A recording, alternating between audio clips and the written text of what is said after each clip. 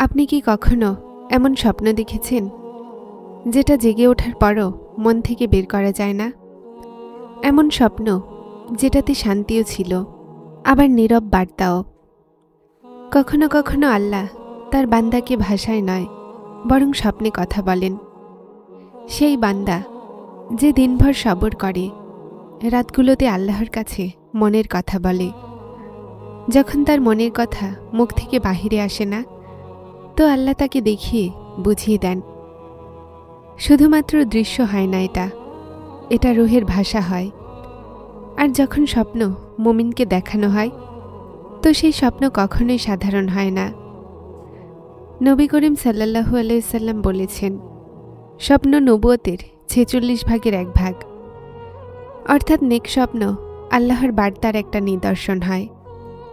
আর এমন স্বপ্ন শুধুমাত্র তারাই দেখে যাদের মন আল্লাহর সাথে জুড়ে থাকে।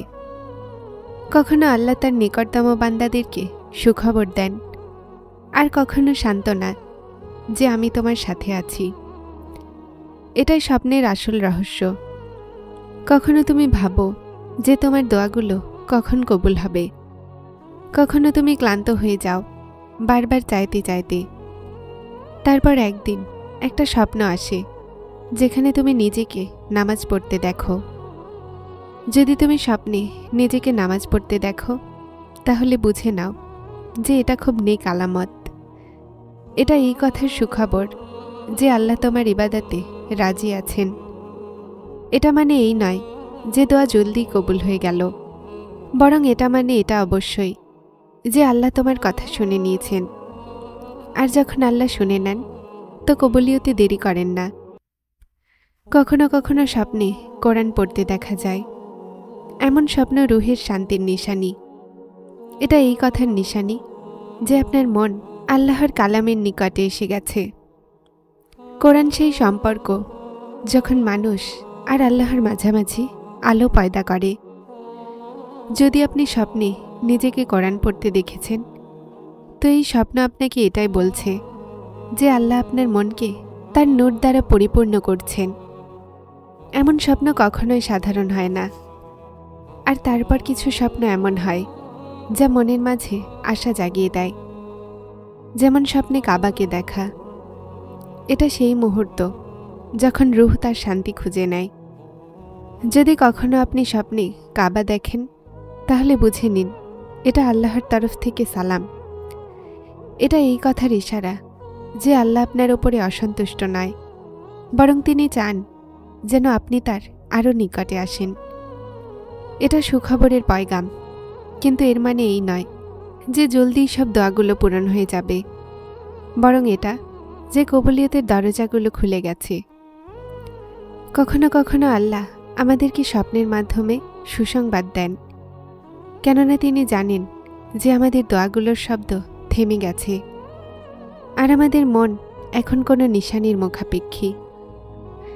উনি চান যেন আমরা হার না মানি। এজন্য তিনি একটা স্বপ্নের মাধ্যমে আশা জাগান। কখনো আলোর মাধ্যমে, কখনো সবুজের ফসলে।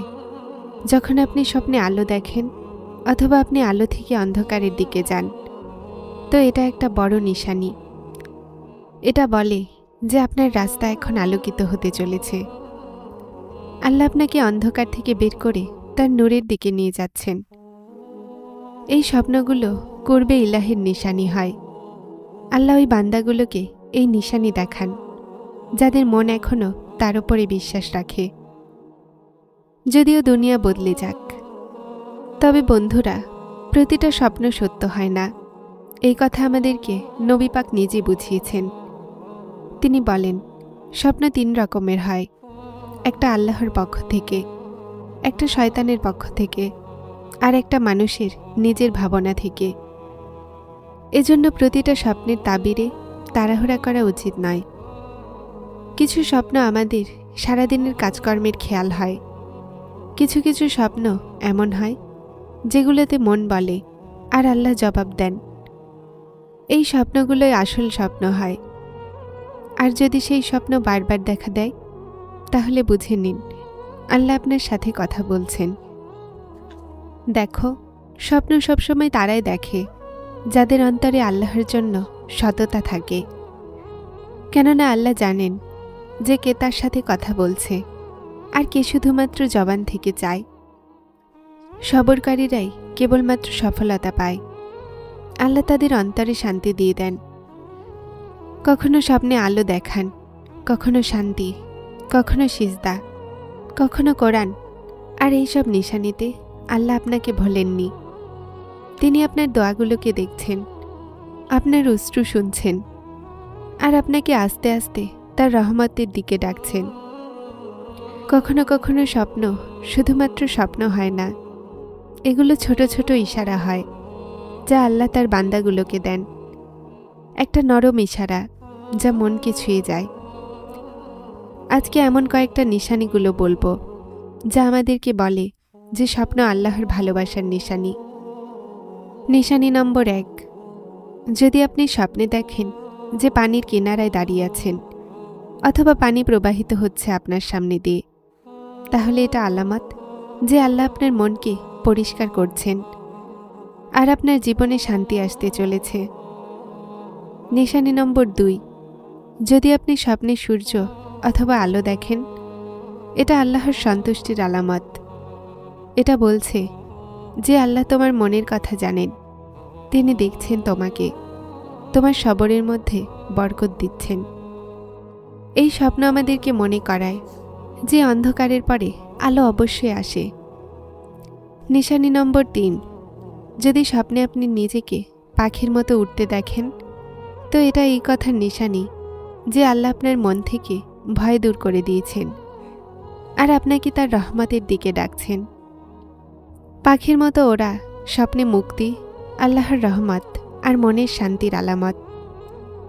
নিশানি নম্বর 4, যদি আপনি স্বপ্নে দেখেন যে আপনি ফুল অথবা বাগানের মধ্যে দিয়ে হাঁটছেন, এটা খুশি আর আল্লাহর সন্তুষ্টির নিশানি।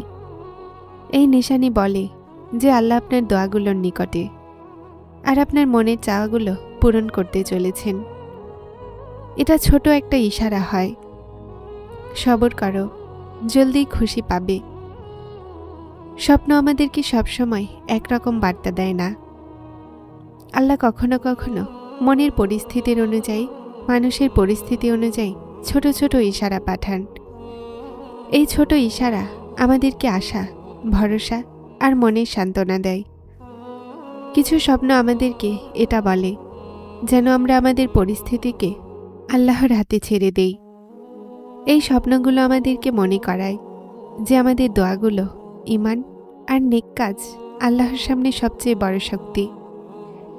এটা আমাদের শেখায় যে শুধুমাত্র আল্লাহর ওপরেই ভরসা করা, সবর করা আর মন থেকে দোয়া করাই যথেষ্ট।